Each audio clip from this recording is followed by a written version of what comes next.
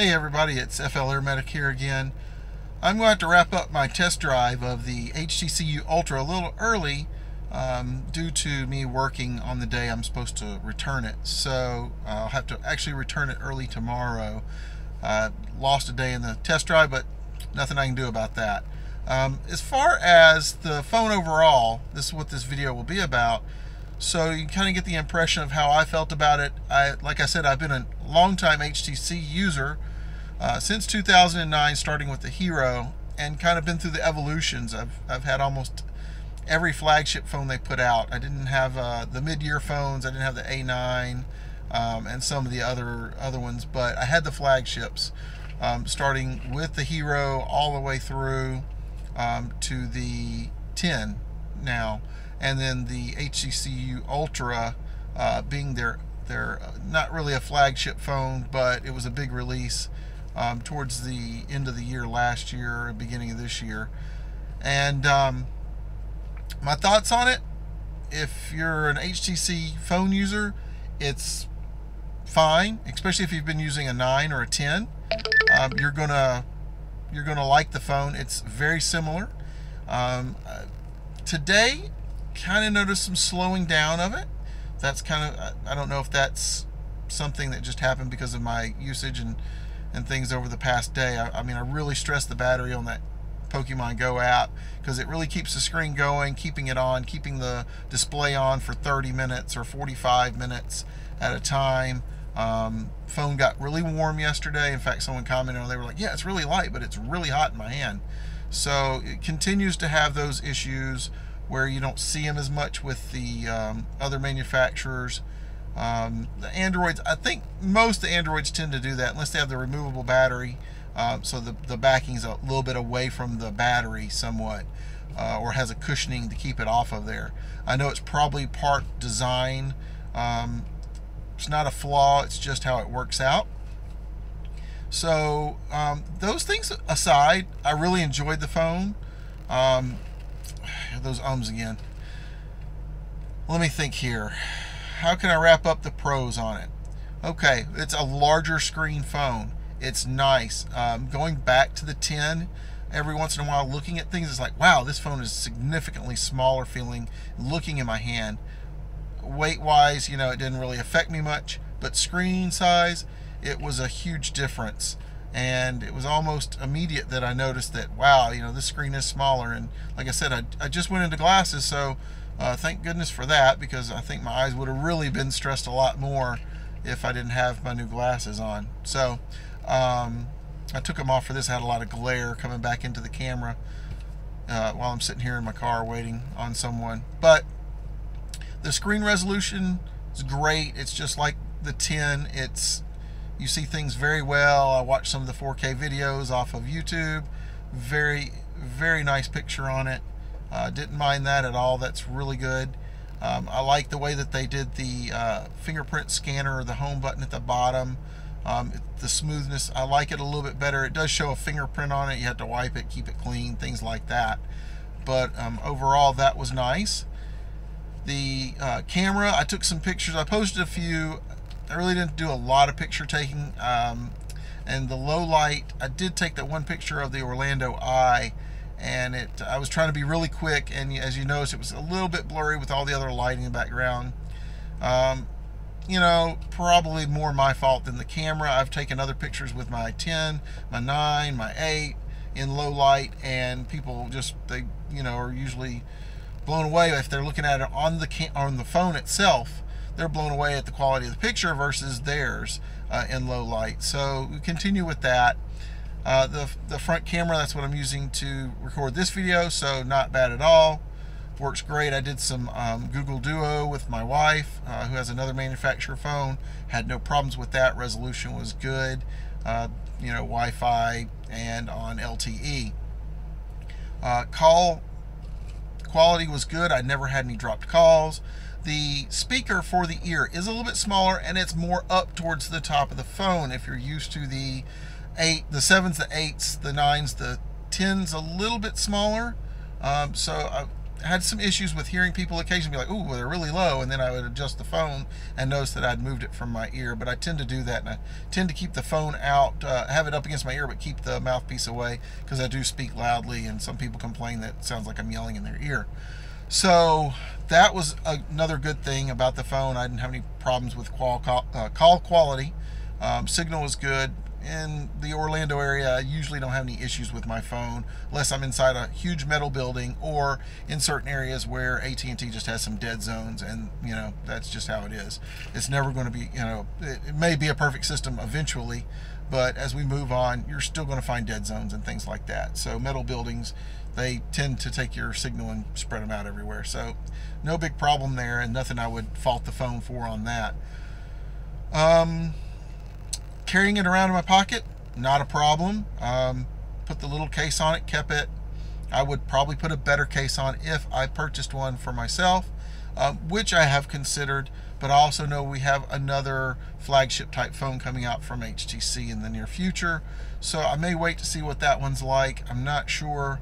I don't want to keep swapping phones. I like to keep them for at least a year to really get used to them, and it's maybe it's a problem of mine that it's getting better with Google, backing everything up on Google. When you open up a new phone, it throws everything on there, but restarting all the apps back up and things like that. Backing a phone up to the computer and being able to plug it in and not having to log back into everything would be great as far as that goes for Android purposes. Some other cons that I think I had about the phone. Battery life, of course, we talked about that already. And there's the ums again. I'm sure there's plenty out there on the other videos that you'll see people put out.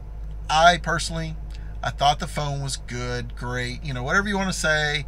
There's going to be the detractors. I'm not an HTC fanboy. I appreciate everything they do as far as being able to send me things or software to test out.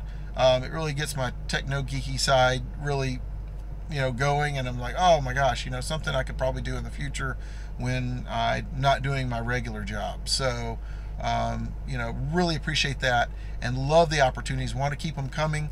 Let me think. Detractors or cons to the phone.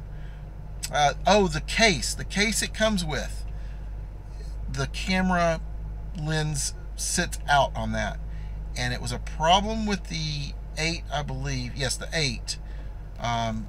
With the case for the 8, the camera, if I was to set it on a table or somewhere and there was dirt or sand or anything, especially down in Florida, there's a lot of sand, I got scratches on my camera lens on those phones. On my 10, it's tucked in a little bit with the case I have. There may have been cases for the 8 that would have tucked it in, but they were really bulky, and that's not what I wanted.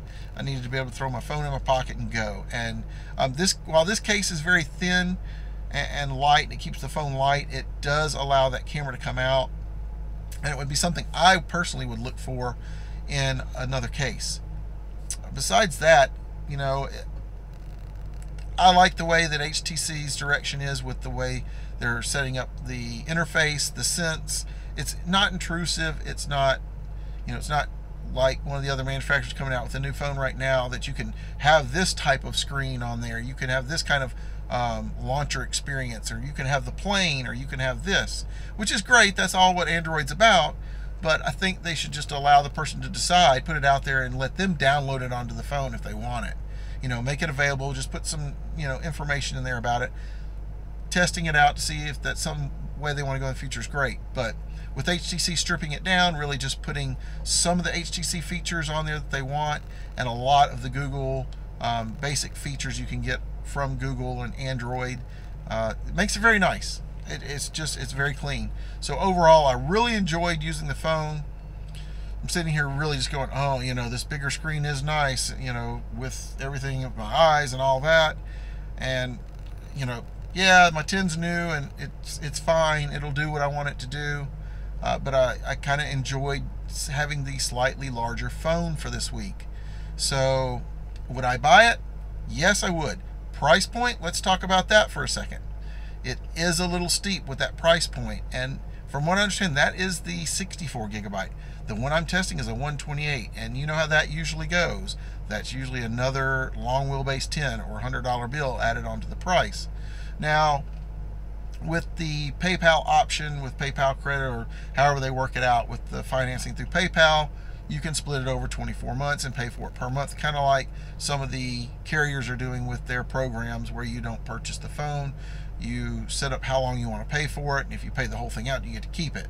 So going with that, okay, you could pay for it over the months, yes. And is it comparable? Yes. I think it's somewhere around $31, $32 a month for maybe the 64 gigabyte, probably a few dollars more, up to close to the $40 range if you were to get the 128. So you split it. I'm not going to do any math in my head right now. So there's that. Like I said, the test drive was really nice. I enjoyed the phone. I did put the stress on it that I said I was going to put on it as far as for battery life, just to see how that goes. And I can tell you, for what I normally use on my phone, like I said, multimedia, social media, listening to music mostly while I'm waiting, for whatever, or throughout the day, cutting grass, things like that, I think the battery life would be great. And with the quick charge capabilities of the phones now, in 20 minutes having 80% of your battery back, that's not a big deal. So I don't think it's a huge detractor. You just have to know about it. If you use your phone a lot, if you're streaming videos, if you're listening to music, things like that, it will run the battery down in a comparable amount of time. I don't know if this phone was used prior for any other test drives. I think it probably was. It didn't have a cover on it when it came, like your new phones usually come. They come with a little cellophane-ish plastic cover. This one didn't have it on there, so it may have went other places, and maybe someone else stressed it out, and maybe the battery would last slightly longer. But it was a decent amount of time, a couple of hours I could use it before it run down. Like I said, warm in your hand. That's basically it. So I'm going to go ahead and end this video. The test drive, once again, was great. If you're looking to upgrade and you don't want to wait on the next one they're coming out with, you want the larger phone, I believe the HTC U Ultra could be your phone.